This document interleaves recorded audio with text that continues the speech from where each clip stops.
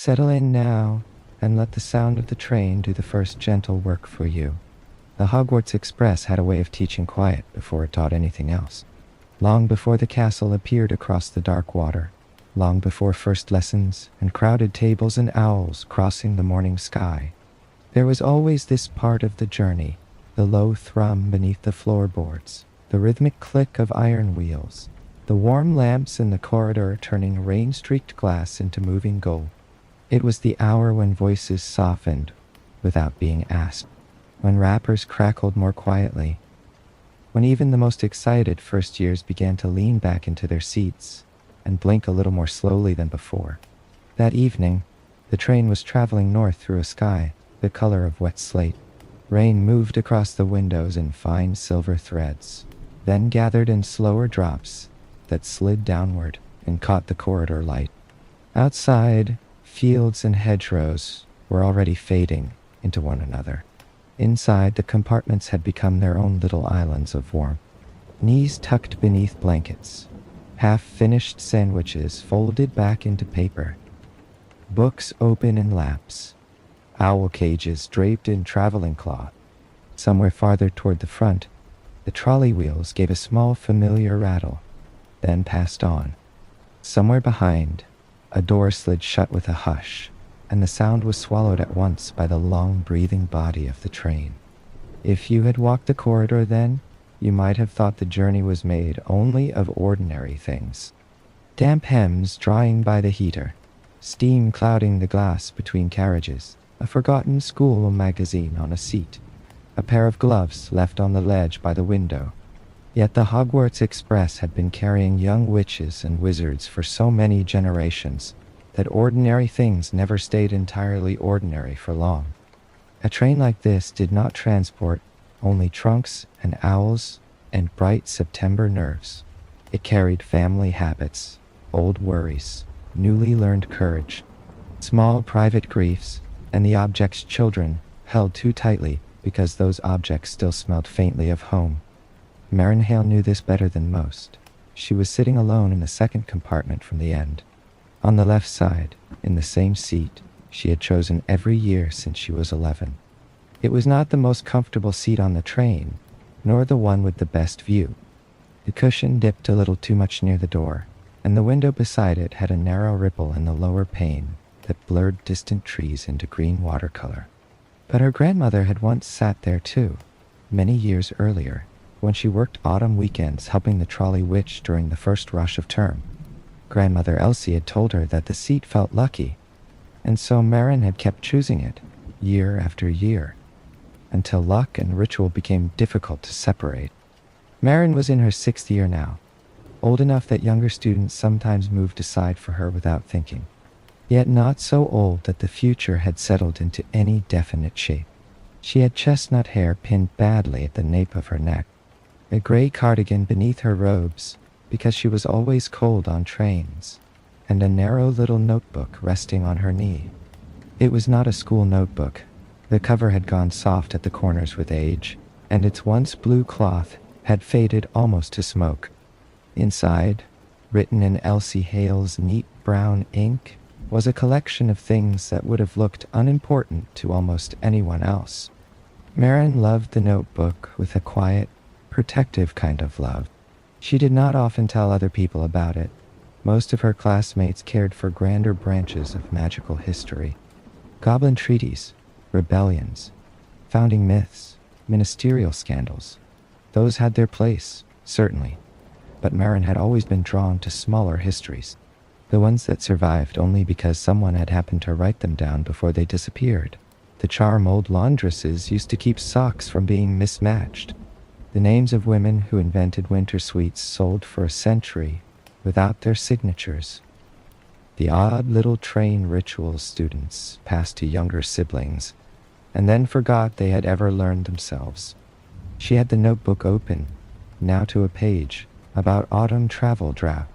Tucked inside it, between 2 leaves of parchment thin paper, should have been a narrow blue rail ticket from the 1940s, stamped with the date of Elsie's first journey to Hogwarts.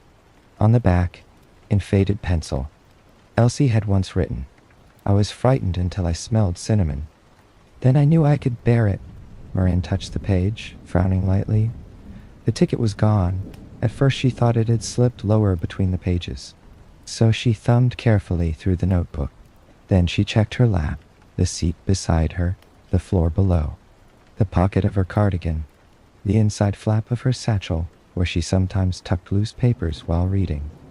Nothing. The little crease between her brows deepened. She had seen the ticket only 20 minutes earlier, while showing the notebook to a second-year cousin from Slytherin.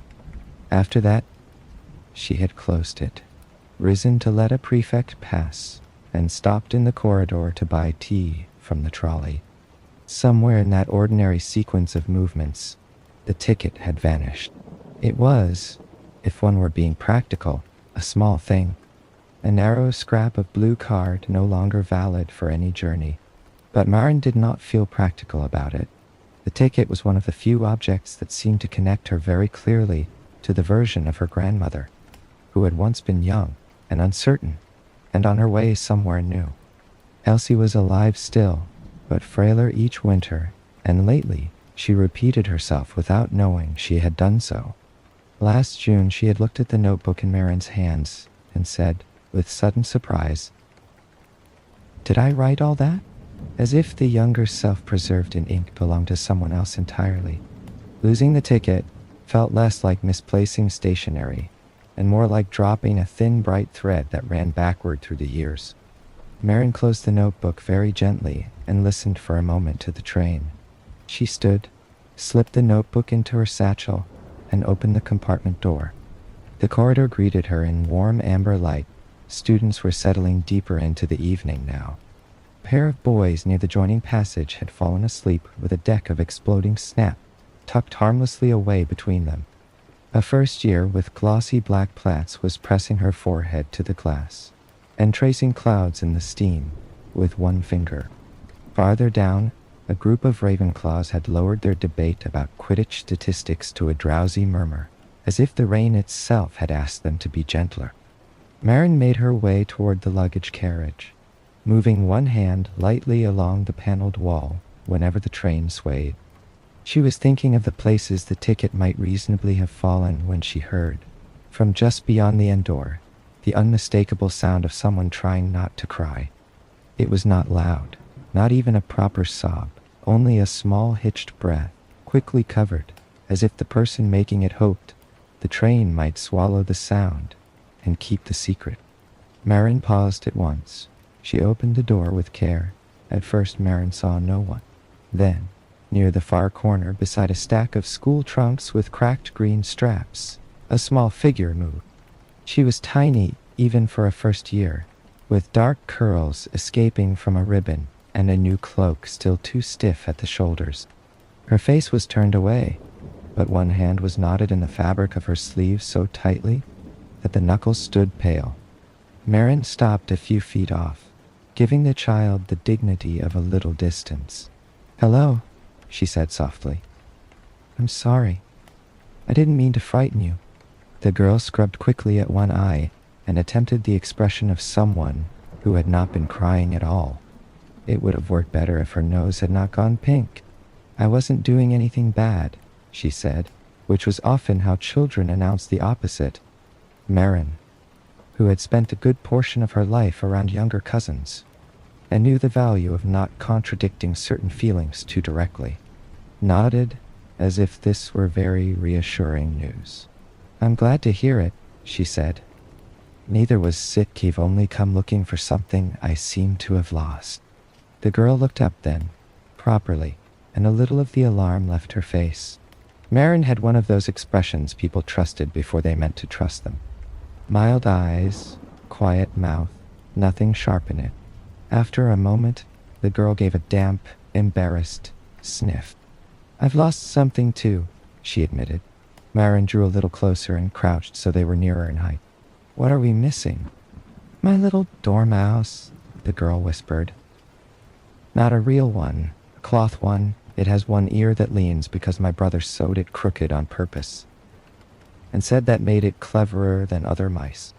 I had it in my pocket when we left the station, and then it was gone. I think maybe it fell out when I took my gloves off." I looked everywhere in my compartment, but there are boys in there, and they kept saying it probably walked away because it wanted a better family." Her mouth wobbled at that last line in spite of herself. Marin felt something pinch warmly behind her ribs. That sounds like the sort of thing boys say when they have not yet learned that very small losses can feel very large. She said, "What is your name?" "Nell Mercer." "Well then, Nell Mercer. I'm Marin Hale, 6th year Hufflepuff. And I think a dormouse with a clever ear deserves a proper search." Nell nodded so quickly that one curl sprang free against her forehead, in the safer quiet that follows being believed. She seemed younger than before. Marin smiled a little. "There is one difficulty," she said. "I'm looking for something of my own as well. An old ticket that belonged to my grandmother, blue. About this long." She indicated it with 2 fingers. "If we search together, we may have twice the luck." Nell considered this with grave seriousness. "I can be very good at searching," she said. "At home, I find things in the bakehouse all the time. Once I found my uncle's wand in the flour. That is a useful talent to bring to school." Together they began with the sensible places, beneath the nearest trunks, behind the traveling cloaks, along the narrow ledge, beneath the lantern brackets. Marin lifted straps one by one, while Nell peered beneath cases and reached carefully into corners too small for an older hand. The train moved steadily around them, rocking the luggage carriage with a motion that made the search feel almost dreamlike, as if the whole room were breathing with them. As they looked, the rain softened. It no longer struck the outer panels sharply, but whispered over them, and the steadier rhythm of the wheels came forward beneath it. An owl gave one sleepy rustle from its cage and then settled again. Nell found, in no particular order, a missing mitten, a tarnished sickle, a folded list of school supplies with half the items crossed out in green ink, a marble the color of skimmed milk, and a silver button shaped like a star. Marin found 3 sugar wrappers tucked behind a trunk strap, an empty peppermint tin, a prefect's badge from some long ago year, and one of her own hairpins, which she had not realized she had dropped. But there was no cloth dormouse, and no blue ticket. They had nearly reached the far end of the carriage when Nell stopped so suddenly that Marin, turning with a trunk lid in her hands, almost bumped into her. "What is it?" Nell pointed. At first Marin saw only the wall, paneling between 2 particularly old trunks.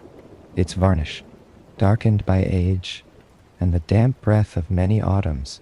Then she noticed a thin line of silver where no line ought to have been. Not paint, not a crack, but a clean, narrow seam running in a small arch from floorboard to shoulder height. Light lay along it, pale and cool, unlike the golden carriage lamps. Marin set down the trunk lid and moved closer. The seam did not behave like light entering through a gap. It seemed to float exactly on the wood, as if moonlight had been drawn there with a careful hand. Beneath it, on the floorboards, lay a shimmer like spilled milk. "I know this carriage," Marin murmured. "I've been in it every year." "Maybe," Nell said, with the practical daring that belongs especially to children who have already decided to hope. "It hasn't been here every year." Marin could not say why that answer felt less strange than it should have. The train had its old habits, yes, but old magical things sometimes preferred not to be studied directly. They revealed themselves as weather did, on their own terms, and often only when one had stopped asking for spectacle. She reached out and laid her fingers against the silver seam. The panel gave beneath her touch with a little click, like a latch, remembering its purpose after a very long rest. The hidden door opened inward. Beyond it was a room that could not possibly have fit inside the narrow dimensions of the carriage wall. Marin knew this immediately, and accepted it almost as quickly. The room was round and warm, and larger than her grandmother's sitting room at home, with shelves rising from floor to ceiling in a soft curve. Nothing in it looked grand. That was the first remarkable thing. No towering mirrors, no jeweled cabinets, no treasure-laden chests, no dramatic storm of light. Only shelves, and on those shelves, an arrangement of ordinary objects so tenderly kept that the ordinariness became its own astonishment. Golden light filled the room without revealing any visible source. It was not bright, only kind. Overhead, the ceiling was painted the deep blue of late evening, and pricked with little silver points that moved almost too slowly to notice, as if a patient sky had consented to hang indoors for a while. At the center stood a round table of honey-colored wood. On it rested a shallow basin of smoked glass, and beside the basin, a brass kettle that gave off no steam, and yet filled the room with the faint scent of cinnamon peel and clove. Nell breathed in hard through her nose. "It smells," she whispered, "like when my mother says weather can't come through the windows if soup is on." Marin smiled without meaning to. "Yes," she said, "it does." Then a voice spoke from somewhere to the left. "If you are only going to stand there admiring the place, do come a little farther in. Rooms, like people, are happier when their guests stop hovering." Nell squeaked. Marin straightened. An elderly witch was sitting in a low armchair beside the shelves, though Marin would have sworn the chair had not been there a breath earlier. The witch's hair was white and braided in a crown that had loosened slightly over one ear. She wore plum-colored robes, faded thin at the cuffs, and on her lap lay a shawl covered in embroidered station names, each one stitched in a different thread. Her expression was not severe, merely alert in the way of someone who had spent many years noticing what others missed. "Oh," Nell said faintly. "Oh, indeed," said the witch, "though I promise there is no need to spend the word all at once." She looked from one of them to the other, taking in the damp lashes, the anxious hands, the luggage carriage dust on their hems. "Lost something, have you?" Marin inclined her head because politeness seemed the surest possible footing. "Yes, ma'am.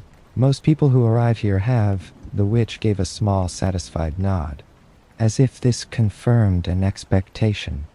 "Come along. Mind the threshold. It likes to catch at boots if it feels ignored." Children's things on the left side shelves, family papers along the curved wall, objects of beginning and ending near the basin, and sweets where they always insist on being too near the warmest part of the room. "I'm Mrs. Vale," the witch said. "Or I was once. The train does not insist on rank after a certain point, thank goodness. I keep the house of mislaid things." Marianne let the name settle gently in her mind. It sounded exactly right. "The house belongs to the train?" she asked. Mrs. Vale snorted softly. "My dear, by now the train belongs to the house, as much as the other way around.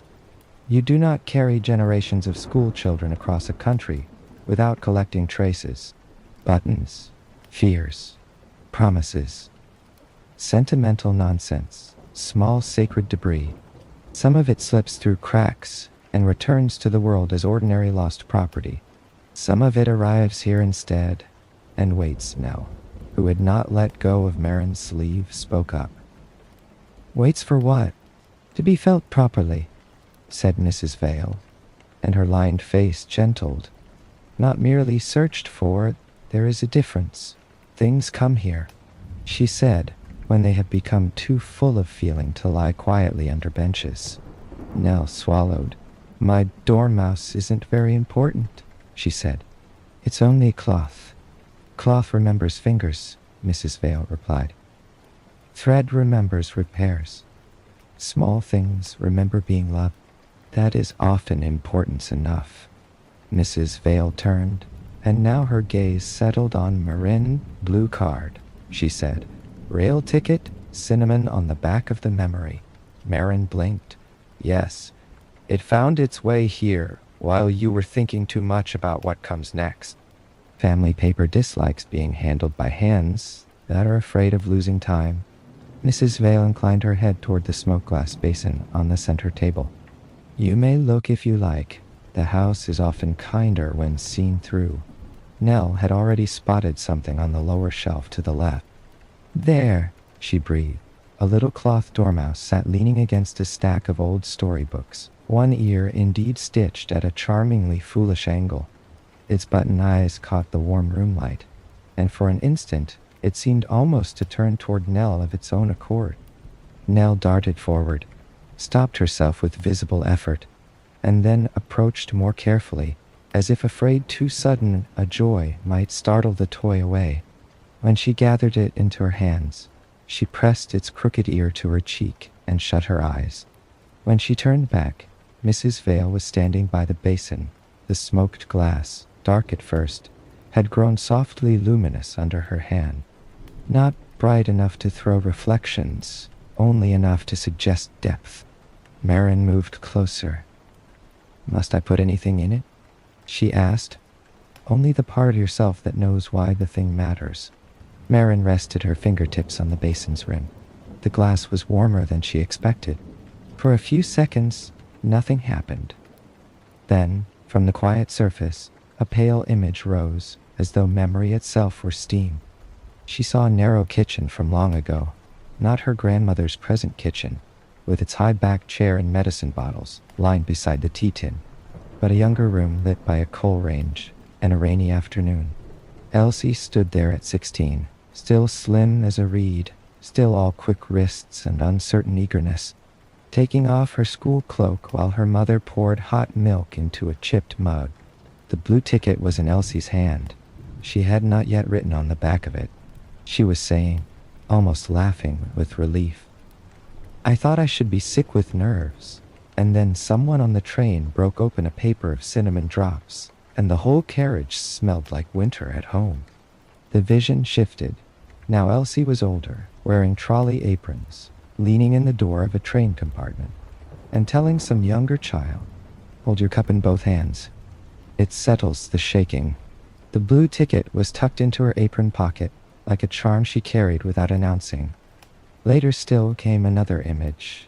Elsie, much older now, giving the notebook to Marin on a January afternoon, while snow packed the window ledge outside. "You like the little things," she had said. "Keep them then. The world loses them quickly if nobody keeps watch." The glow faded. Marin drew a small breath she had not realized she was holding. Her eyes stung, though not unhappily. The ticket had been precious to her because it belonged to Elsie. But the basin had shown something gentler and larger. The ticket had belonged to a chain of reassurance, passed from one uncertain traveler to the next. When Marin lifted her hand, the blue card floated lightly from the air above the basin and settled into her palm. Its edges were as worn as before, on the back, in Elsie's faded pencil. The line about cinnamon was still there. Yet, holding it now felt subtly different. Not heavier. More inhabited, perhaps. "There," said Mrs. Vale. "Found is not always the same as returned. Sometimes returned comes with more." Marin nodded, because she could not think of anything adequate to answer with. Nell had come to stand beside her, dormouse tucked safe beneath one arm. "Does everything here go back?" the child asked in a whisper. Mrs. Vale looked around the circular room with an expression part fondness, part long practice. "Everything that is still being waited for," she said. "Some things remain because the people who loved them are gone, and the house keeps love even when names fall quiet. Some things remain because their stories are not finished. Some things remain because the train has not yet found the right listener." As if on cue, something on the shelf nearest the warm brass kettle gave a very faint tink of metal against wood. Marin turned. There, half hidden behind a chipped biscuit tin decorated with violets, was a copper sweet mold. It was shaped like a 5-pointed star, but not quite evenly, as if it had been handmade rather than cast in perfect factory symmetry. Beside it lay a cream-colored label, curled at the corners. Marin could read only one line from where she stood. "Astor Vale's Hearth Toffee, best served warm." The surname struck her first. She glanced at Mrs. Vale, who looked suddenly amused. "A relation?" Marin asked. "A burden, more like," said Mrs. Vale. though not without affection. Astor was my aunt, brilliant with sugar, hopeless with accounts, very good at inventing comforts people forgot to thank her for. That mold turns up whenever the train thinks somebody is ready to notice her again. Nell peered at the label. Is her toffee famous? It used to be her toffee, said Mrs. Vale. Then it became station toffee. Then trolley toffee. Then simply the brown sweet in the gold paper that everyone says tastes like coming in from the cold. Her eyes rested on the old mold. That is one of history's common tricks. A useful woman makes a thing. People love the thing, and after enough years the thing remains while the woman turns faint. Marin felt the familiar quiet spark that came whenever some forgotten corner of the world shifted and offered itself to her attention. Not the spark of ambition exactly, softer, more like recognition. Before she could ask anything further, the copper mold gave another small warm sound, and from somewhere beyond the hidden room, through layers of wood and brass and weather, came the faraway ring of the trolley witch's bell. Round the ordinary train had not stopped existing while they were elsewhere. Mrs. Vale took up the old cream label and set it lightly in Marin's hand beside the blue ticket. Take that one too for now, she said. A history should not have to shout to be heard. Sometimes it merely needs carrying to the right place. Marin looked down at the label. The paper smelled faintly of sugar and smoke. When she raised her eyes again, the hidden room seemed the same as before, and yet more distant, as if the simple act of receiving something had altered the way it held itself around them. Nell clutched her dormouse tighter. May we come back?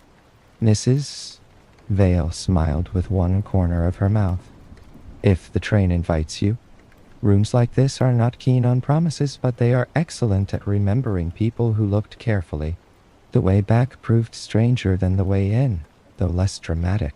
Marin glanced once more around the house of mislaid things, committing its quiet curve of shelves and patient warm light to memory, and then took Nell's hand again. Mrs. Vale had resumed her chair as if she had never stood, the embroidered stations on her shawl faintly glimmering when the room's light shifted. She gave them no farewell beyond a little nod, not unkind, only practical, as if she trusted the train to conduct its own goodbye.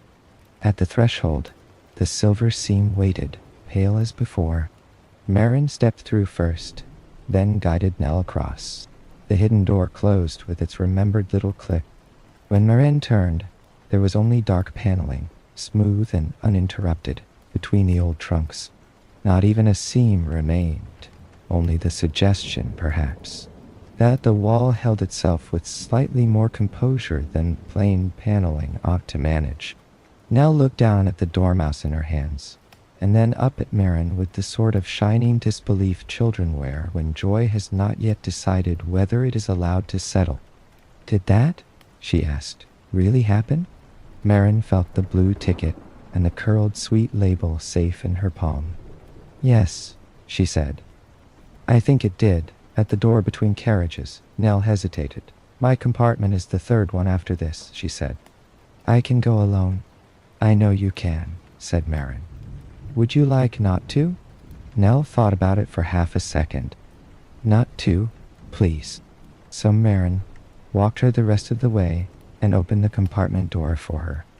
Inside were 4 children in various stages of travel, untidiness, one asleep with an open packet of licorice on his chest, one trying to coax a self-inking pen back into working order, one staring dreamily at the rain, and one freckled boy who looked as if he had recently said something foolish and regretted it only after the fact. When Nell stepped inside, clutching the dormouse, every head turned. The freckled boy started to speak, saw the expression on Marin's face behind Nell, and thought better of it. Nell drew herself up an inch taller. He did not walk away because he wanted a better family, she informed the compartment. He only went somewhere important for a little while. No one argued. Marin left her there with the dormouse tucked safely beneath her chin, and the unmistakable relief of a child returned to her own small center of gravity. In the corridor again, she stood for a moment, leaning lightly against the paneled wall as the train moved beneath her. She could feel the after silence of the hidden room, still resting around her, soft as the inside of a sleeve. She slipped the ticket into the notebook once more, this time with greater care. The old sweet label she tucked into the back pocket of her satchel, where it made a faint, dry sound against the cover. She turned toward the front of the carriage.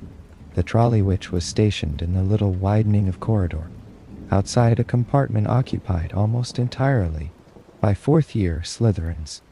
Brass canisters shone on the top shelf. Neat stacks of cauldron cakes sat beneath waxed paper. Wrapped bars lay in rows, like tidy little parcels. A box of ginger biscuits had shifted slightly with the train's motion, and the witch, who was perhaps one of the few people in Britain able to steady a moving tower of confectionery with a single glance, was setting it right with calm expertise. "Ah," she said when she saw Marin, "you've got the face of someone who has been useful and therefore deserves something hot." Marin smiled and handed over the proper coins for tea, and after a brief hesitation, one square of hearth toffee from a gold-papered tray. The trolley witch wrapped the sweet separately and passed it over. "Old favorite? That," she said, "always goes first in wet weather." Marin looked at the gold paper in her hand and thought of the cream label in her satchel. "Do you know who made it first?" she asked. Then the next customer stepped forward, and the question passed on with the coins and folded papers. Marin took her tea and moved to the nearest empty compartment. The seat cushions were warm from previous occupants.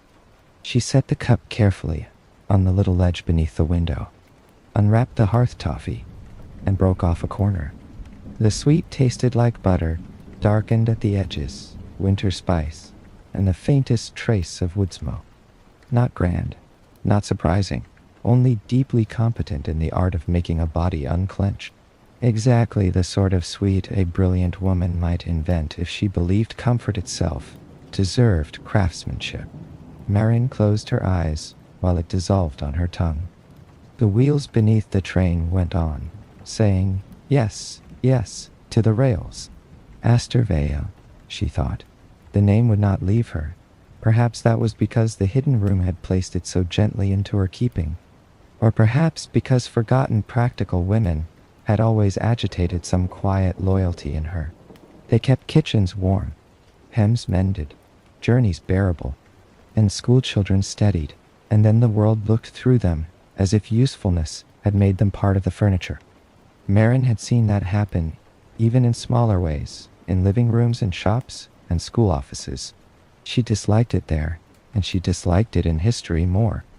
Outside the window, the last of the open fields gave way to denser stands of trees.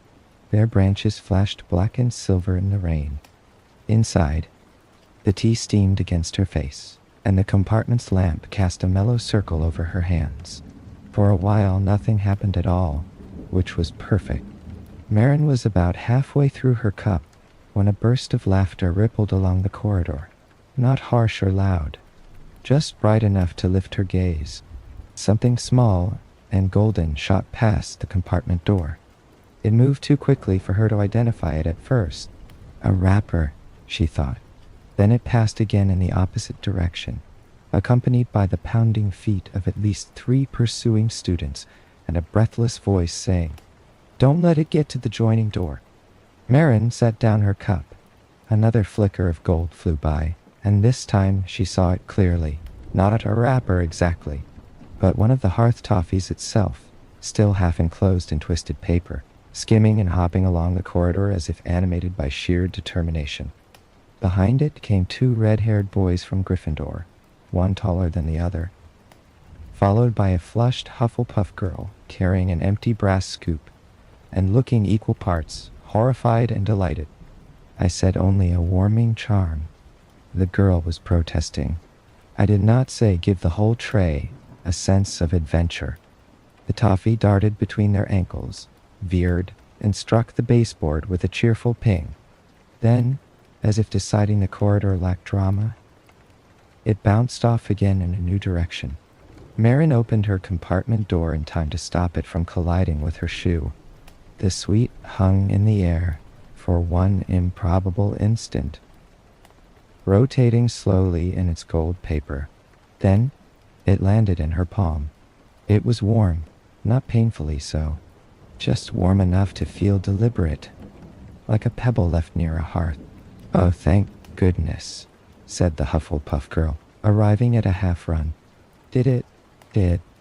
Yes, you've got it." She bent over with her hands on her knees and laughed once more, helplessly. The red-haired boys caught up beside her, both panting, both clearly enjoying themselves far more than the original mishap had justified. "What on earth happened?" Marin asked. The taller boy straightened and made an effort at solemnity that failed at once. Katrin thought the new batch ought to stay warm longer in wet weather. "I only altered the tray," said Katrin, very slightly. "I was helping." The Sweets appear to have taken the suggestion personally. The shorter boy pointed down the corridor. "There are 4 more. One is under a hat. One vanished near the prefect's.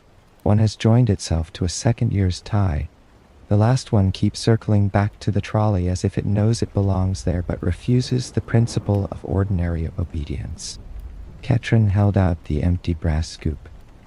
"May I?" Marin would have handed the toffee over at once, but the sweet gave a tiny resistant wriggle against her skin. Then the gold paper unfurled itself by a fraction, enough to expose one dark, glossy edge. Pinned inside the twist of paper was a narrow strip of old cream card. It was not part of the modern packaging. Marin eased it free. A few brown letters showed through sugar stains and age. A. Vale. Patent sample. Weather carriage issue. Her breath caught. "What is it?" Katrin asked. "Not what," said Marin softly. Who, before she could say more, the toffee in her hand sprang upward, not away from her exactly but toward the card, as though the two objects recognized one another. Marin managed, by instinct rather than skill, to cup both together again. The corridor had gone curiously still around them. Several students leaned from nearby compartments. Someone farther back whispered, "Is it another one?" in the tone of one witnessing the beginning of a story they very much hoped to hear retold later. Marin looked at the old card, then at the little sweet beating, faintly warm, against her palm. Esterveye, she thought again, and the train, in its patient way, seemed to think the name was not yet done being carried. The trolley witch arrived at last, less flustered than any ordinary person had a right to be under the circumstances. She took in the students clustered in the corridor, the brass scoop in Katrin's hand, and the toffee held carefully in Marin's palm, and only one eyebrow rose. "I see," she said. "We are having heritage." No one seemed certain how to answer that. Marin held out the cream card. "Do you know this name?" The witch put on the spectacles that usually hung from a chain at her waist and read the strip. Her expression changed, not into surprise exactly, but into the look of someone opening an old drawer in the mind and finding the contents intact after all. "Esterveye," she said. "Well, I've not heard that name aloud on this train in a long while." Katrin shifted her weight. "She's real then?" "Oh yes, real enough to burn 3 saucepans in one morning, if stories are to be believed. Come along, all of you. If the Sweets have decided to make a matter of ancestry, we may as well settle them where they can be looked at properly." The trolley witch reached to the highest shelf without needing a stool, pulled down a flat tin painted with fading gold stars, and set it on the counter. "There was a time," she said, "when the sweets sold on this train were not all made by distant factories with fine uniform labels. Some came from village kitchens and small magical confectioners who understood weather better than accountants did. Esterveye was one of them." She opened the tin. Inside lay a scattering of old recipe slips, several curled labels, and a photograph so browned at the edges it looked almost sepia, despite the moving image inside. The witch in the photograph was broad-shouldered dark-haired, and laughing at someone beyond the frame, while she wrapped small squares of toffee in gold paper. Each sweet she folded received the briefest touch of her fingers before it went into the tray, as if she were sending it off with instructions to behave kindly. The trolley witch tapped the photograph. She supplied the train in the wet years after the war. She said, not all by herself, of course. But the hearth toffee was her work. She said children travel better when their pockets smell faintly of sugar and spice, because then the part of them still afraid of being away from home has something familiar to hold on to. Katrin leaned closer over the counter. Why don't the wrappers say her name? The trolley witch gave a soft sigh, not bitter, merely old in its knowledge. Because recipes are often bought, and labels are often simplified, and time is very good at sanding women out of practical inventions, especially if the invention seems small enough for everyone to enjoy without wondering who made it possible. One of the first years, a round-faced Hufflepuff boy with jam on his cuff frowned. "That isn't fair, no," said the witch, "but it is common."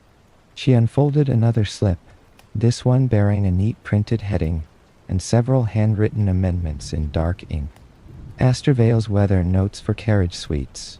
Increase ginger by a whisper in sleet. In hard rain. Wrap double.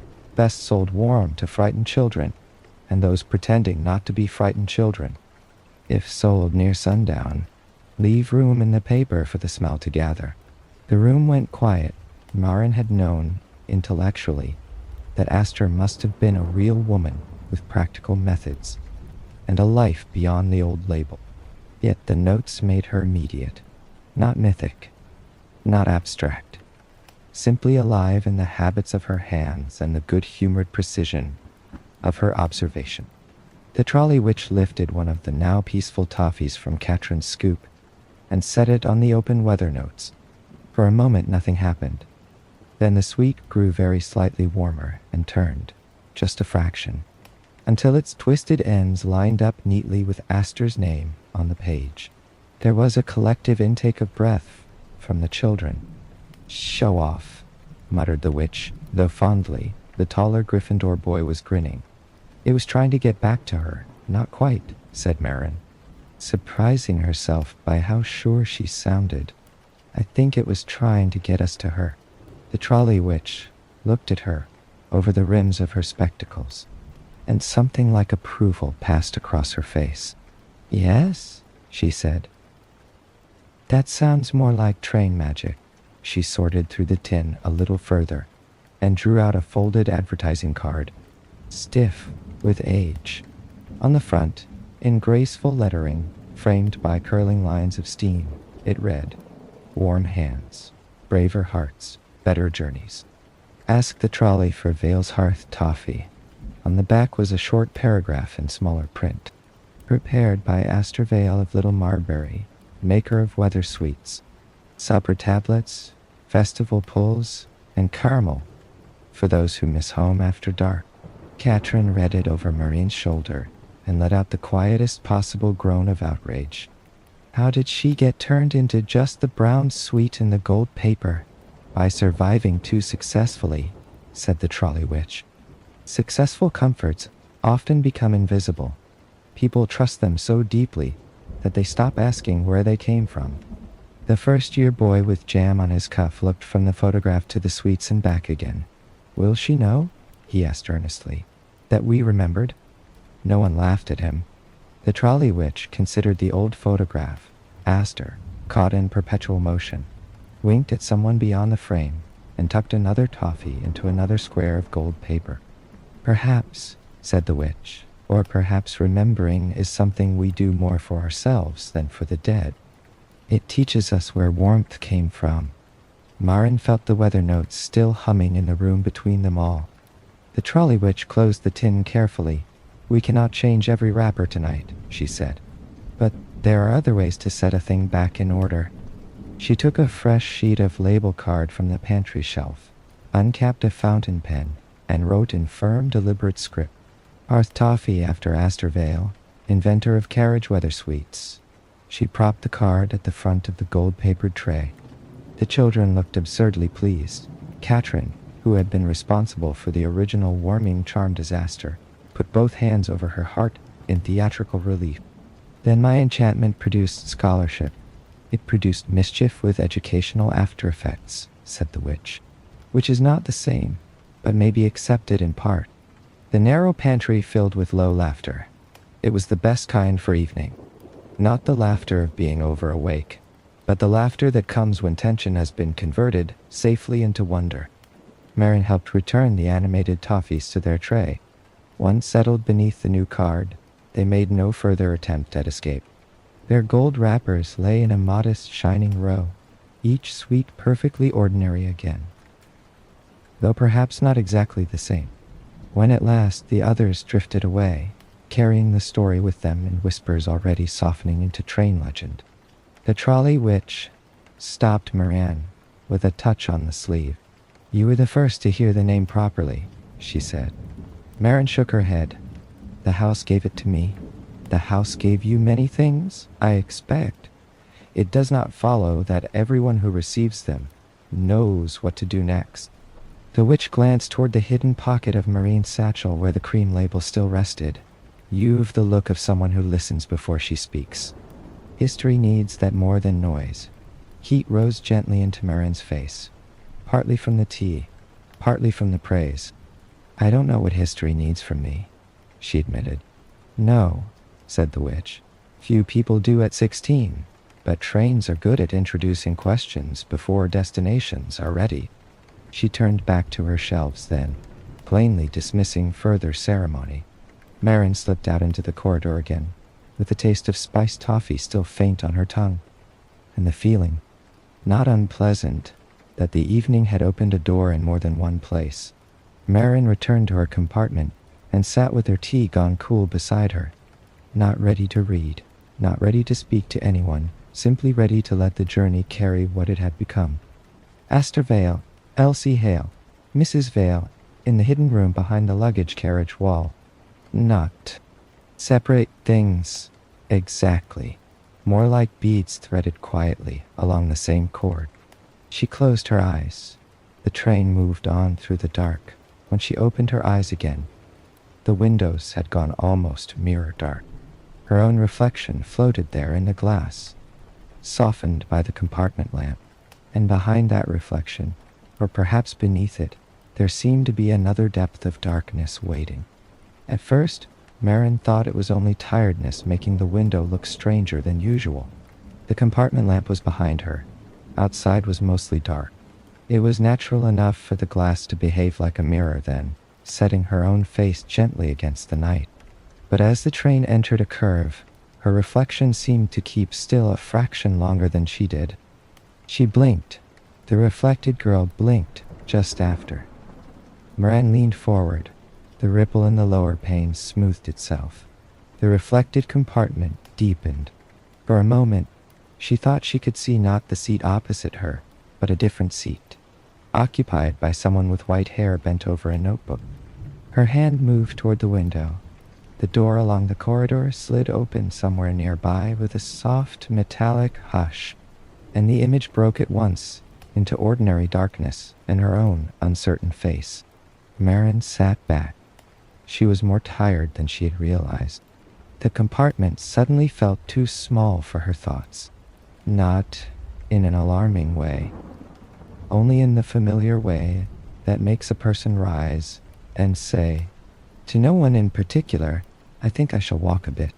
Marin tucked the notebook into her satchel, left the empty teacup on the ledge for collection, and stepped into the corridor once more. She had reached the quiet stretch between the fourth carriage and the service pantry when she noticed a door she had somehow never seen before. That was the first impossible thing. Not that the door existed, but that it should have escaped her all these years. Marin knew the train well, not perfectly, of course. No one knew an old magical train perfectly, but she knew its broad geography, its habits, the places where the lanterns ran slightly dim, the seats with loose springs, the windows that misted first, the exact narrowness of this stretch of corridor.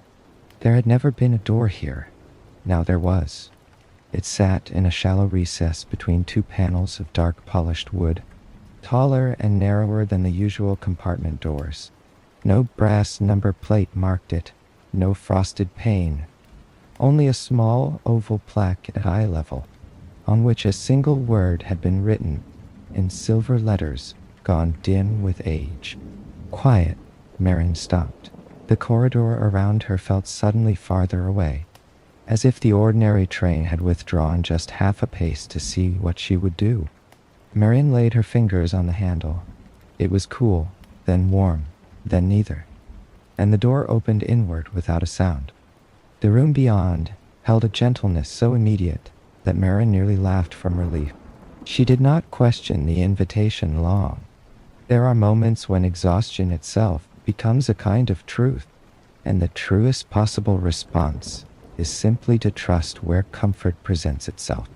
Marin closed the door behind her, crossed to the chair, and sat. The cushion received her with a softness so precisely measured it felt almost intelligent. Outside the wide window, darkness moved beside the train, but not as before. The night here seemed slower, more textured.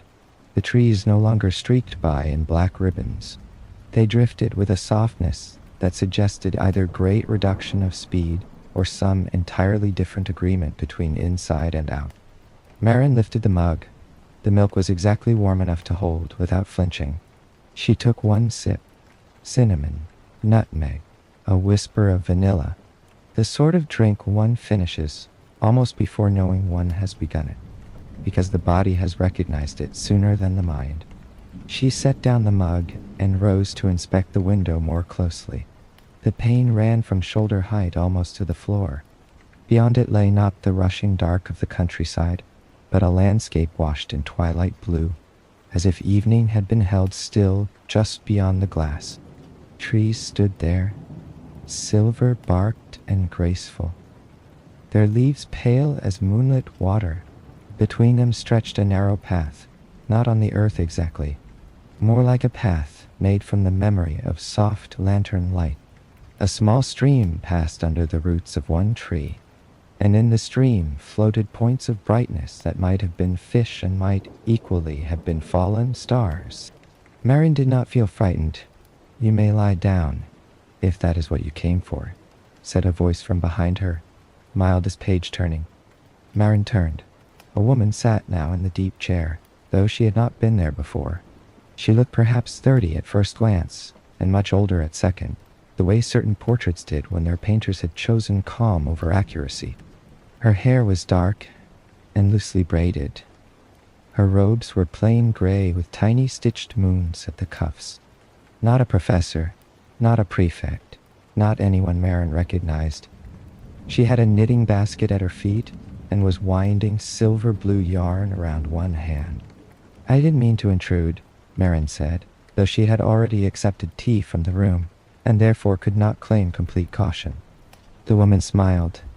"This compartment appears only to the people most likely to apologize for needing it."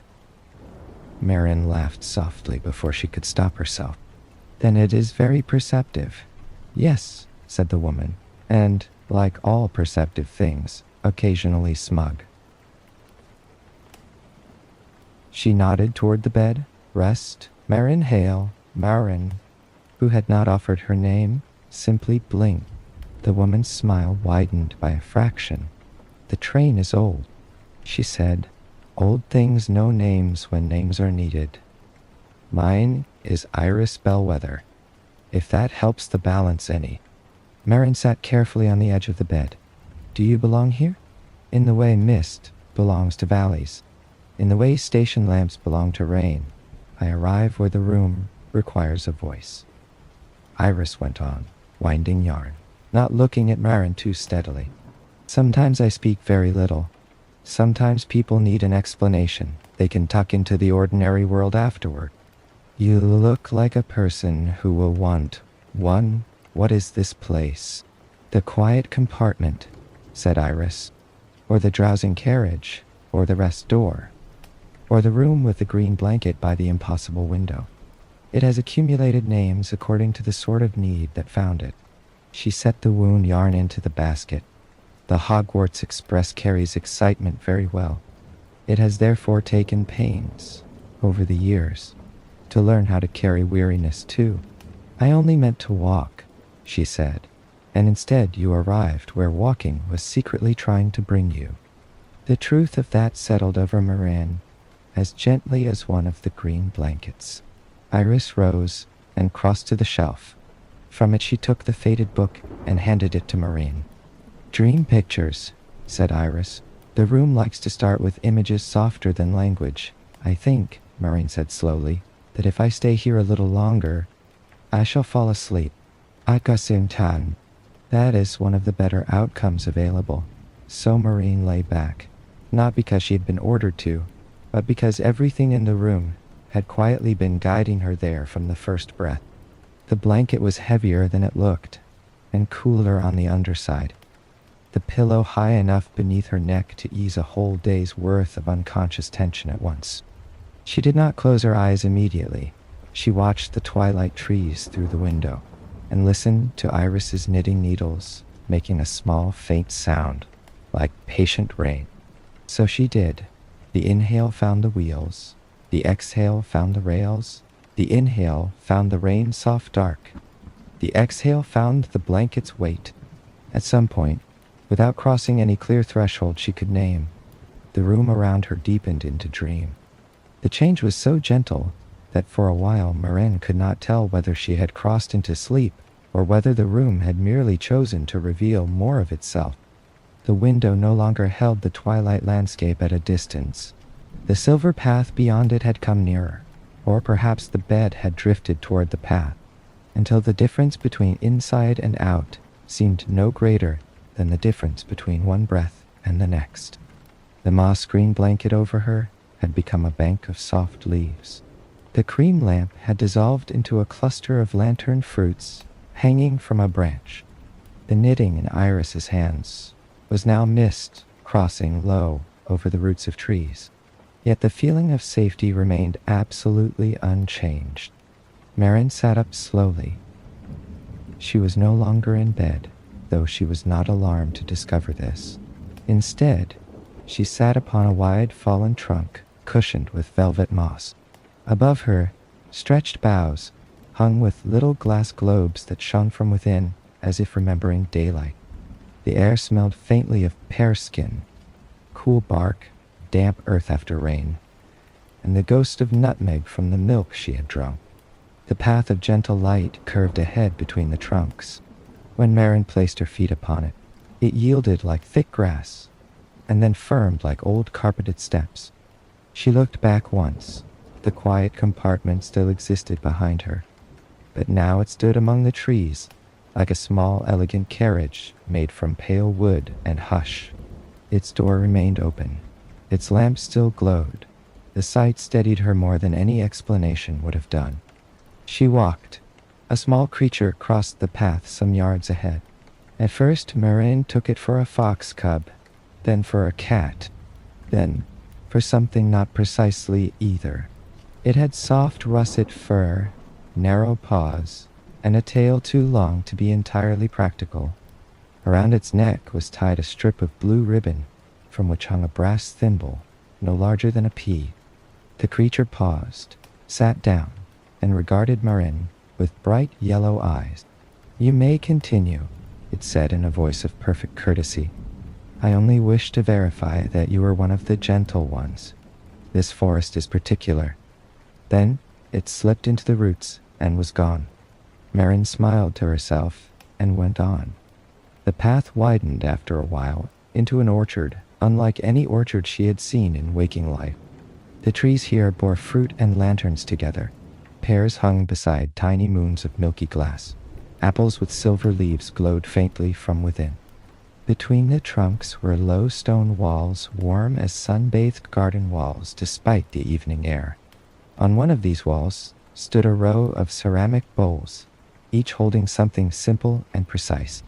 Hazelnuts, sugared almonds, dried orange peel, cinnamon sticks tied with thread. Beyond the orchard stood a small pavilion with a roof of dark green tiles. Beneath it, Seated at a table laid with a folded cloth and a single candle was Iris Bellwether. She did not seem surprised to see Marin, nor Marin to see her there. In dreams, when they are tender enough, recognition often outruns surprise. "You have found the slower part," Iris said. "Was there a faster part?" In waking thought, yes. Iris poured tea from a little brown pot into 2 cups. "Sit." Marin sat opposite her.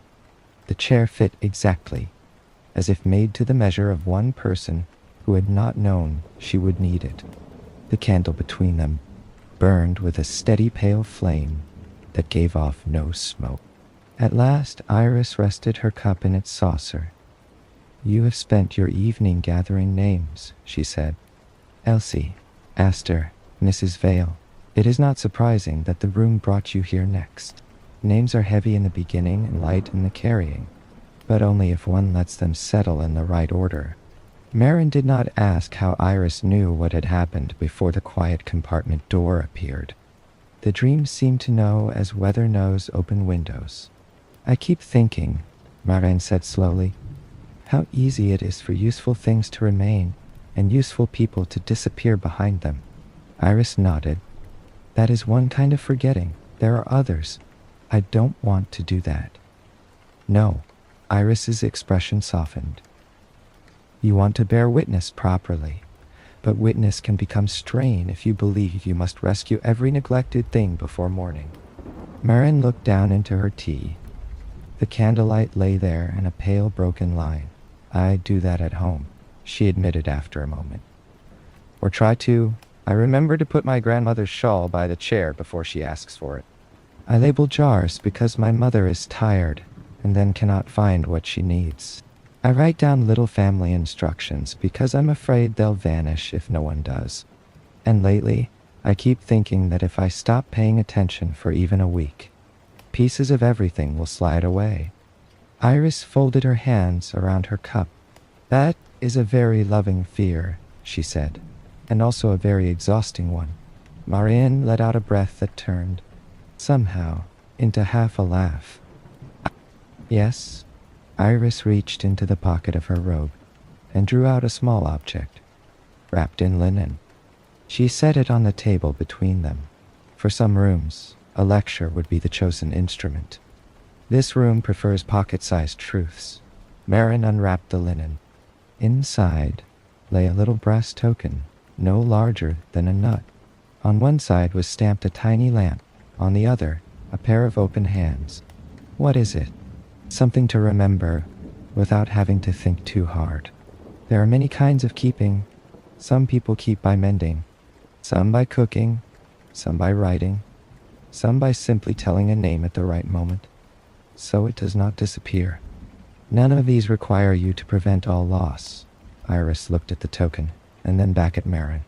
"You are allowed to be a witness without becoming a wall against time." The orchard gave one long, slow sigh through its leaves. Marin turned the token over in her fingers. It was warm, though the night was cool. "I don't know whether I can do that." "You do not need to know it tonight." That answer felt kinder than certainty. Iris heard it too. "Come," she said. At the center of the grove stood a well. Marin came closer. The air above the well was cool and smelled faintly of rain on slate. "What am I meant to do?" "Listen first." So Marin listened. At first she heard only the train. Distantly, impossibly, beneath everything. The soft iron rhythm that had carried her into sleep and had not abandoned her there. Then, below even that, came other sounds. A kettle lid settling. Pages turned in a notebook. Sugar tapped from a spoon. Her grandmother's voice saying, "Keep the little things. They are only little until they are gone." Then another voice, unfamiliar but warm. Best sold warm to frightened children.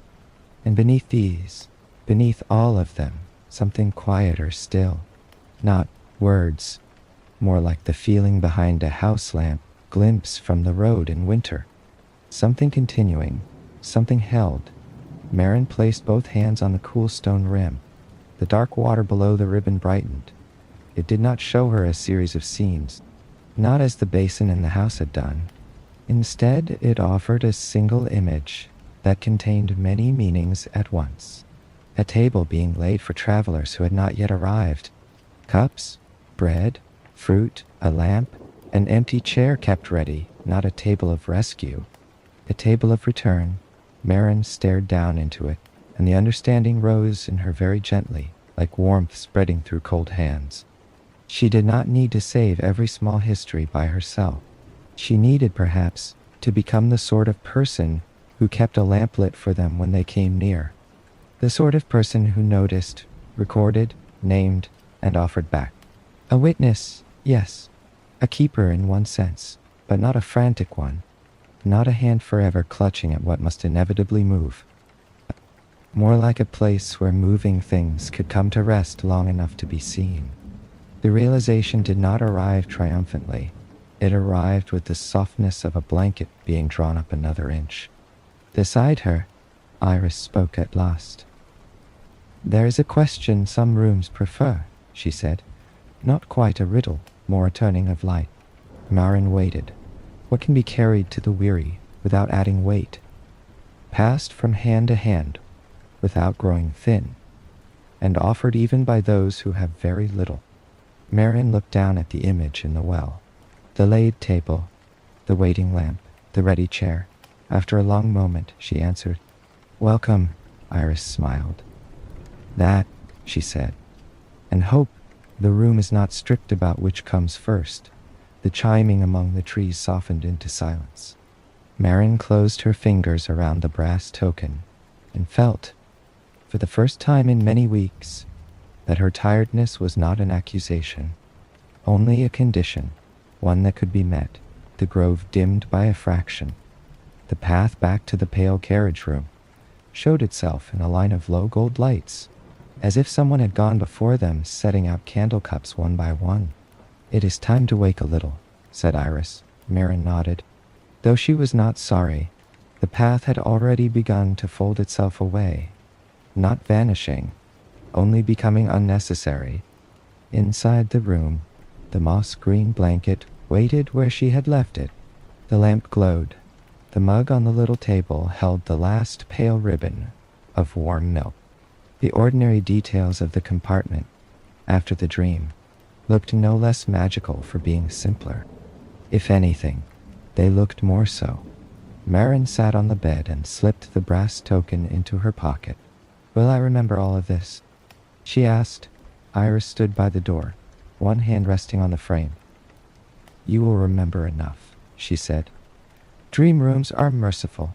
They know that a person can only wake carrying what she can kindly bear." She tilted her head. "You may forget the exact shape of a path and still keep the thawing direction it gave you." That seemed true. The compartment grew warmer, then dimmer, then warmer again.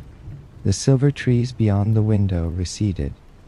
The pale path dissolved into reflections. Marin lay back. The pillow found her neck. The blanket settled over her shoulder. The last thing she saw before waking was Iris Bellwether lifting one hand in farewell. Not solemnly, only as if to say that rest was something one could trust to continue in other forms. Then the dream let go. When Marin opened her eyes, the compartment had returned to its first simple form. The pale paneled walls, the deep chair, the larger-than-possible window now full of ordinary night, and the occasional watery reflection of passing lamps from stations too small to merit stopping. The little lamp with the cream shade, the empty mug, the green blankets. Nothing dramatic remained except the curious certainty that what had happened need not be defended in order to be real. For a few seconds, she lay still, listening. The train sounded closer now than it had in the dream, yet not harshly so. Wheels below, a distant compartment latch, the brief, muffled hoot of an owl objecting to some unseen inconvenience. Human sound was returning as well. A hushed laugh, a cough, the creak of someone shifting in a seat. The ordinary world having waited politely outside, was inviting her back in. Marin sat up. Her body felt changed in no obvious way, and yet entirely different in effect. The tightness behind her eyes had eased. Her thoughts, which earlier had crowded one another like too many travelers at a narrow platform gate, now seemed content to move in sequence. She put a hand in the pocket of her skirt. The brass token was there. It lay against her fingertips, with the modest unmistakability of a thing that did not care whether it could be explained. Lamp on one side, open hands on the other, Marin smiled to herself, slipped from the bed and crossed to the door. Before leaving, she looked once more around the room and felt a kind of gratitude too quiet for words. Not gratitude for spectacle, gratitude for permission, for being allowed to stop without having earned the stop through collapse. The corridor beyond was dimmer than before. Several lamps had been turned low for the later part of the journey. Here and there, compartment doors stood cracked to let in air. A pair of seventh years spoke in near whispers over a chessboard abandoned halfway through its game. A sleepy first year, escorted by an older sister, padded toward the lavatory with one shoe untied. The rain had ended completely. In the black windows, reflections drifted alongside the train like a second, softer train traveling the opposite way. Marin closed the hidden door behind her. When she looked back, the shallow recess remained, but the silver letters had faded from the plaque. By the time a prefect passed between them, the door itself looked almost ordinary. And then, after a blink entirely absent, only polished paneling remained, holding its secrets with excellent manners. Marin did not try to follow the place with her eyes. Some things on the train had to be trusted to find her only when needed. She made her way toward her old compartment at the end of the carriage, moving more slowly now, not from heaviness, but because slowness had become pleasant. At the service pantry, she glimpsed the new label, still standing before the tray of hearth toffees. Astor Vale's name shone in firm dark ink. The sight gave her a quiet satisfaction, like hearing a cup set properly on its saucer after someone else has straightened it. At her own compartment door she stopped. Someone was inside.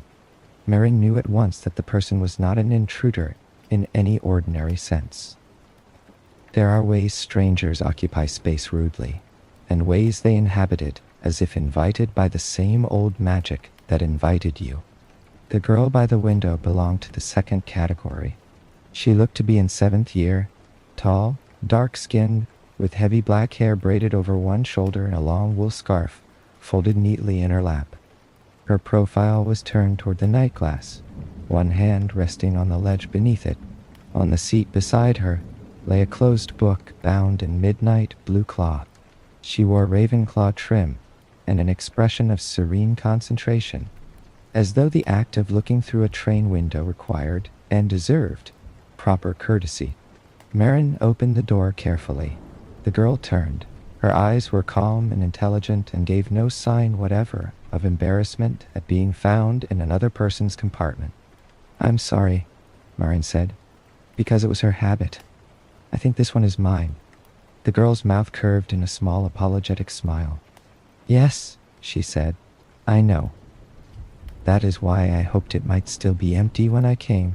Marin, too rested now to be nettled, set down her satchel and regarded her with mild curiosity. "That is not a sentence which explains itself. No." The girl touched the window ledge lightly. "I'm Ada March, 7th year Ravenclaw. I found this compartment by following the feel of the glass." That sentence, if anything, explained less. Yet the strange logic of the evening had changed Marin's threshold for impossibility. "The feel of the glass," she repeated. Ada inclined her head. "There are, on this train, a few windows that do more than reflect weather. They move from seat to seat over the years. One learns to notice them if one has once sat before one when it was in the mood to show itself." Marin went very still. A fraction earlier, before the quiet compartment appeared, she had thought she saw her reflection delay in the glass. The memory returned now with sudden clarity. "You've seen it before," Ada nodded, "during my 4th year. I had spent the summer pretending I did not mind a great many things that I minded very much. The window disapproved of my performance. Her smile deepened by a degree. Since then, I've learned its habits a little. It tends to appear for those who are carrying too much future all at once. Marin sat opposite her. The compartment felt changed, though nothing visible had altered yet. The lamp cast its mellow circle as before. The seat still dipped near the door. Her empty teacup remained on the ledge, and yet the air had that particular alert stillness some rooms acquire just before a storm or a confession. I thought, Marin said carefully, that I saw something earlier. Then you almost certainly did. Ada lifted the midnight blue book from the seat beside her and moved it into her lap. You needn't decide whether to believe in the window before it chooses. Old train magic is quite insensitive to skepticism. Marin looked toward the glass. Outside was only darkness and the occasional ghostly sweep of trees. Inside floated the reflection of the compartment, the lamp, the opposite seat, her own face, Ada's profile. Entirely normal, entirely possible to dismiss. And then, with the lightest shiver, the reflected compartment deepened. The lamp in the glass grew warmer, the blur at the bottom of the pane smooth. Her own reflected hand, resting on the seat beside her, curled its fingers a second later than the real one. Marin drew a breath. Ada did not move there now, she said quietly. Best not to chase it. Looking too hard frightens it into showing only surfaces. Marin, remembering the orchard's lesson about gentleness, let her gaze soften. The reflection changed again. At first it showed only the compartment at a different time of day, full of late gold sunlight instead of evening lamp. Then a small girl appeared in the reflected seat beside the window, knees tucked beneath her, hair in two messy plaits, a blue cloth notebook far too large on her lap. She was frowning over a page with the fierce concentration of a child copying important words very slowly. Marin knew her at once. It was herself at 11, in the reflected scene. The younger Marin licked the tip of her pencil, bent lower over the notebook, and painstakingly wrote a list headed things I don't want to forget about the train. Beneath the heading were items in an untidy child's hand. The smell when people first open honey sweets, how the rain makes the windows look like spells. That woman with the red umbrella on the platform. Grandmother saying journeys have feelings of their own. The sight was so exactly painful and dear that Marin's throat tightened. She begins early, Ada murmured. Marin made an involuntary little sound that might have been laughter. The image in the glass shifted. Now Marin saw herself at 13, sitting in the school library with ink on her wrist, showing an essay draft to Professor Burbage's successor. The professor, a mild wizard with a beard forever powdered in chalk, was saying, "This is very good, Miss Hale. You've written about winter market charms as if they were worth as much attention as wars." Young Marin, anxious and hopeful at once, replied, "Aren't they?" The professor looked at her over his spectacles, and the reflected image lingered just long enough to preserve his smile. To the people who used them, certainly, the glass moved again. There was Marin, at 15, at home in her grandmother's kitchen, labeling jam jars, while Elsie told a story about school, scarves drying over the range after sleet. There she was again, in a second-hand bookshop in Diagon Alley, spending saved pocket money on a volume called Domestic Enchantments of the Western Counties, and then carrying it all afternoon as if it were treasure. There she was missing a village bonfire because her mother had needed help putting things to rights after a difficult day, and afterward standing alone in the yard, smelling smoke from neighbors' gardens, and pretending it did not matter. There she was writing one more little instruction card in careful print, because no one else had thought to. The scenes came one by one, never crowded, each held just long enough to be felt, and not long enough to become sharp. The effect was not accusation, more like being read, kindly, by something old enough to understand pattern. Marin's eyes remained on the glass. "It's showing me only ordinary things," Ada's voice stayed soft. Those are often the things that shape a life without announcing themselves. The window seemed to agree. Now the reflection revealed Elsie again. Not young this time, but recent. Sitting in her chair with the blue notebook open, saying, "You look at little things as if they are trying to speak. That's useful. Very few people listen to smallness until it has already turned into loss." Marin shut her eyes for a moment. When she opened them, the image had shifted once more. For the first time, the glass no longer showed the past. It showed a room Marin had never seen, and yet instantly understood she might one day inhabit. Shelves climbed the walls there too, but these were school shelves, or archive shelves, lined with labeled boxes and carefully wrapped domestic artifacts. Recipe cards, station maps, knit samples, old sweet molds, stitched samplers demonstrating protection charms, household almanacs. In the center stood a worktable beneath a shaded lamp. Future Marin, older by several years, sat there in rolled-up sleeves, cataloging an object no bigger than a teacup lid with a concentration so deep it looked like devotion. The image changed. Now she stood in a small lecture room before a half-circle of students. Not grandly, not dramatically, only speaking with her hands as she explained why an ordinary railway suite could matter in history. The students were paying attention. One had even begun taking notes before being told to. Again, the glass shifted. A narrow shop this time, though more reading room than shop. Rain at the windows, a bell over the door, shelves of practical magical histories, and everyday objects with written cards beside them. Not museum, and not market exactly, but something between. Future Marin tied up a parcel for a customer, while an old woman by the stove recounted, in great detail and obvious satisfaction, the exact charm her mother had used to keep scones warm on school mornings. Again, a kitchen table at home, Elsie's notebook open. Marin copying from it into a larger ledger while her grandmother slept nearby in a chair. Not because she had failed to keep memory alive, but because she had become one way it continued. The window dimmed. Marin sat very still. These visions did not feel like prophecy, which might have frightened her. They felt more like possibilities patiently arranged on a shelf. Not commands, but shapes that fit the grain of her life. "A life can be told," Ada said after a while, "by what kinds of rooms keep appearing around it." Marin looked from the darkened glass to Ada's face. "Did it show you your future too?" "It showed me several." Ada turned the midnight blue book in her hands. "I wanted, in my 4th year, to choose perfectly and never doubt again." The window was not interested in assisting that fantasy. It showed me instead that the right path is often less about title than about the sort of attention one brings to work. That sounded very like the window. Outside, invisible countryside moved beneath the night. Inside, the compartment held the thick, gentle silence that follows being seen more clearly than one expected. Marin touched the brass token in her pocket.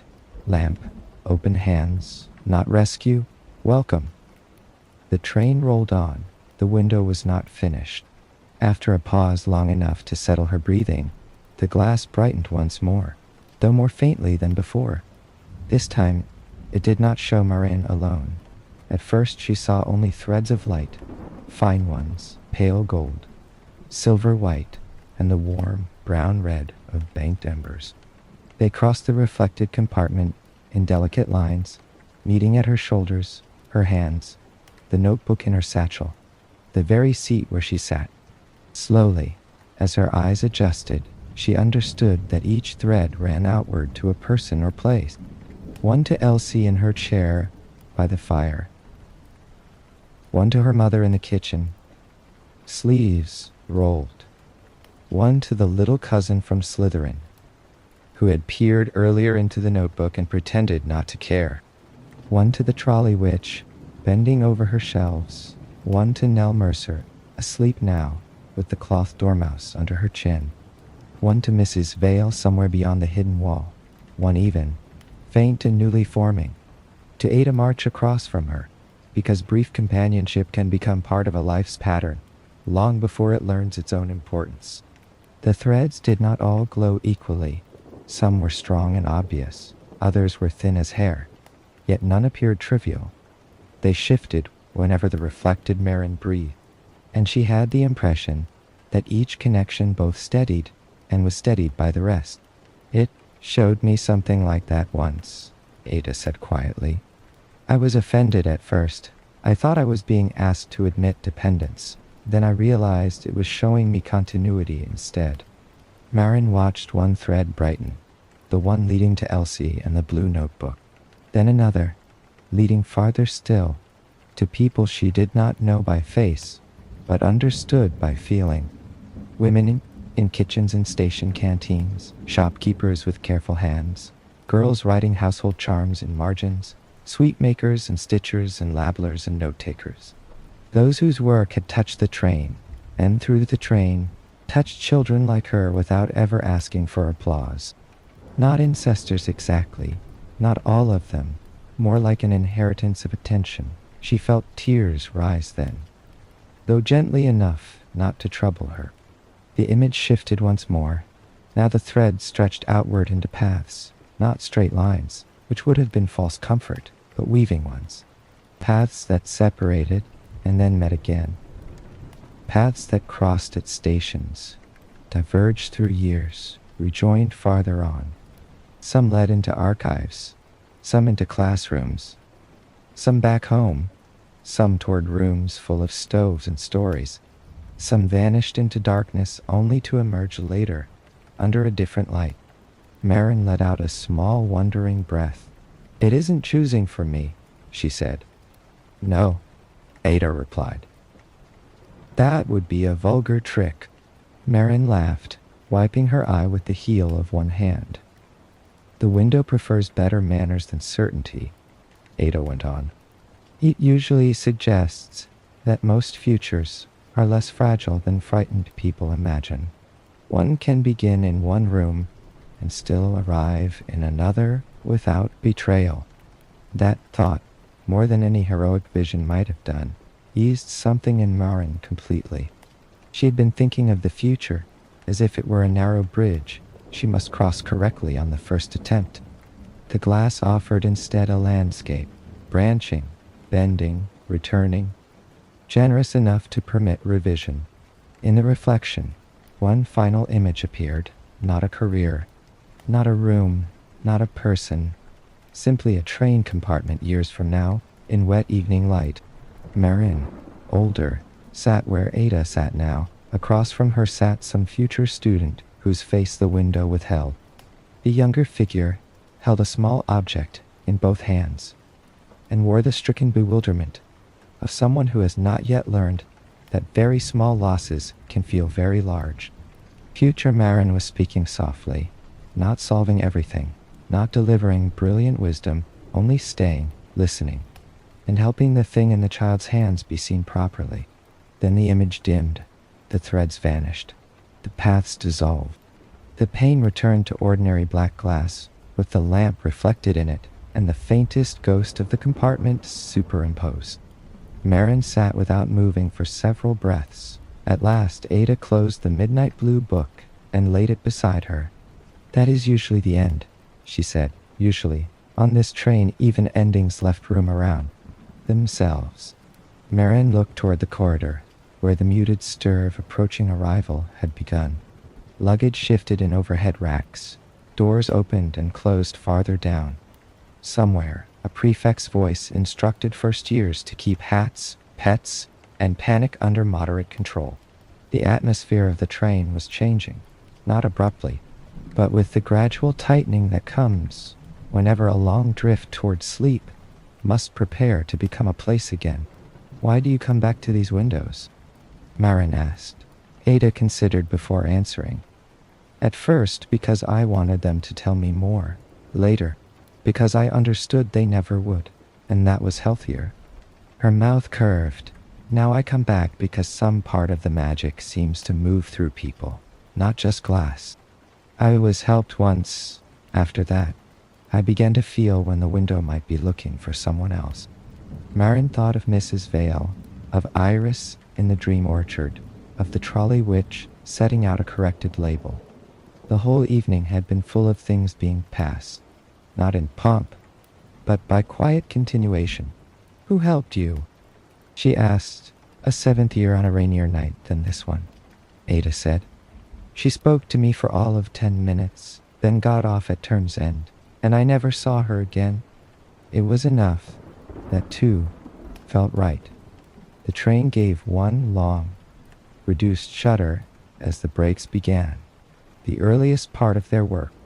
Outside, through the unremarkable real dark, a few distant lights appeared between trees. Not Hogsmeade yet, but signs that Hogsmeade existed and was drawing near. Reflected in the glass, the lights looked for an instant like more stars among the moving night. Ada rose and wrapped the wool scarf once around her neck. "I should leave you your compartment," she said. "You were lending it to me as much as borrowing it," Moraine replied. Ada inclined her head, as if accepting the precision of that statement. At the door she paused. "If you do anything with Astorvale's name," she said, "do not make the mistake of thinking quiet work must become loud work in order to matter." Marin nodded. "I won't. I suspect you won't." Ada's hand rested briefly on the door handle. And Marin, "Not every little thing is calling on you to save it. Some are only asking to be loved with attention. It is easier on the nerves to know the difference." With that, she slipped into the corridor and was gone.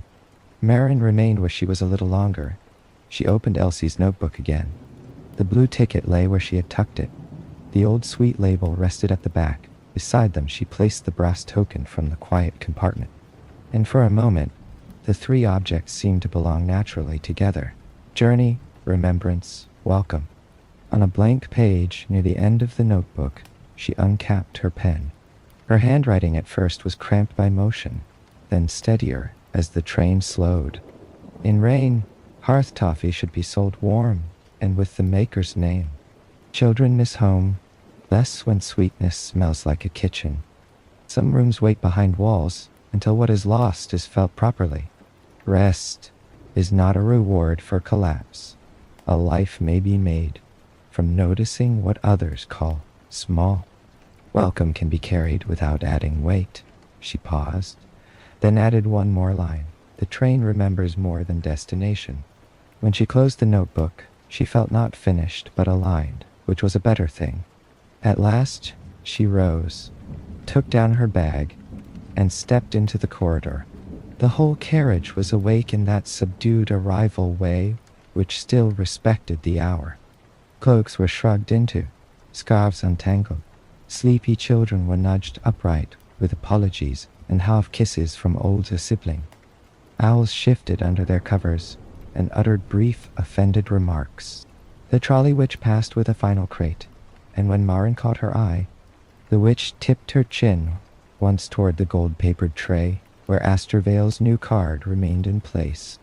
Nell Mercer appeared near the joining door, clutching the cloth dormouse, and waved with such determined gratitude that the dormouse's crooked ear flapped against her wrist. Marin waved back. The little Hufflepuff boy with jam on his cuff was telling anyone who would listen that the Toffees had staged a respectful protest, which was not entirely inaccurate. Katrin, the overambitious charmer, looked inordinately proud of having accidentally aided historical correction. These, Marin thought, were exactly the sorts of moments people forgot if no one cared to keep them. The brakes drew more firmly now. Through the windows the dark no longer rushed. Pines stood out black against the sky. Mist gathered low over the ground. Then at last, the station lamps of Hogsmeade came into view. Small at first, then larger, warm beads along the platform, each haloed by damp air. A murmur moved through the carriage, the collective sound of young people recognizing arrival even before the train fully gave it to them. Marin pressed one hand lightly to the notebook in her satchel, not because she feared losing it now, because she liked feeling where it was. The Hogwarts Express entered the station. with a long, softened hiss of steam. Wheels ground gently. Metal sighed. The final motion of the train was not a stop so much as a deep settling, like a creature kneeling after carrying something precious over a great distance. Doors opened up and down the line. Cold, clean night air entered at once, full of pine, wet stone, and a faraway trace of chimney smoke from the village. Students spilled onto the platform in careful streams. First years blinked at the dark and the lanterns and the looming suggestion of mountains beyond. Older students stretched cramped legs and gathered themselves back into school shapes. Somewhere ahead, a broad voice was already calling instructions with familiar rough kindness. Marin descended more slowly than many. Her shoes met the platform with a little hollow sound. For one instant, she stood still among the flow of robes and trunks and owl cages, breathing in the night and the steam and the beginning of term. The train beside her seemed larger from the outside, all scarlet flank and dark windows, but no less intimate. Behind some of those panes, lamps still glowed over forgotten cups and crumpled sweet papers. Behind one wall, perhaps, the house of mislaid things kept its warm shelves. Behind one vanished door, the quiet compartment might already be preparing itself for some future traveler who had not yet admitted how tired they were. In one reflective window, the dark might already be arranging itself for another student in need of perspective. The thought pleased her enormously, not because it closed anything, but because it didn't. The journey had not solved her life. It had not delivered her to certainty with a polished speech and a ribbon tied around it. Grand trains and old magic were better mannered than that. What it had done instead was far more useful. It had returned some things, named others, rested her, and shown her that the path ahead was not a narrow test, but a field of possible rooms, possible tasks, possible forms of welcome. Around her, the platform emptied gradually toward carriages and boats and the long first view of the castle lights across the water. Marin turned once more to the train. In one upper window, far down the line, a flicker of warm gold moved and vanished. Perhaps only a student drawing a curtain, perhaps a lantern being lowered, perhaps something else entirely. She smiled anyway. Then she joined the others as the line of students wound away into the dark. The Hogwarts Express remained at the station in a drifting cloud of steam, its metal sides ticking softly as they cooled. It looked, in that moment, less like a machine than like a keeper of weather. Names, pockets, labels, recipes, tearful children, half-slept dreams, and all the quiet histories that travel best at night. And somewhere, if you had listened closely enough beneath the murmur of the platform and the hiss of fading steam, you might have imagined you could hear one more softer sound carried inside it, the low, steady crackle of a distant fire, waiting in a warm common room where no final answer would be demanded before sleep, where the day's discoveries could loosen their grip and drift into ember light, and where every small remembered thing might rest a while without needing to prove why it mattered. The castle would take them now. The term would begin. New worries would rise and old ones return in altered clothes. Names would be learned and forgotten and learned again. Sweets would be sold, wrappers folded, notes scribbled in margins, shawls misplaced and found, comforts handed over in passing. Some moments would slip through the fingers at once. Others would remain, quietly, until the right listener came near. The train knew that. The hidden rooms knew that, perhaps. By the end of the journey, Narration knew it too. And so the night did not close like a lid. It widened. The lamps along the path glowed on. The steam thinned. The wheels cooled. The windows kept their dark. And the small warm fire, somewhere ahead and somehow already within reach, went on speaking in the only language sleep has ever truly required. You may set things down now. You may be carried the rest of the way. You may rest. and still belong to the story.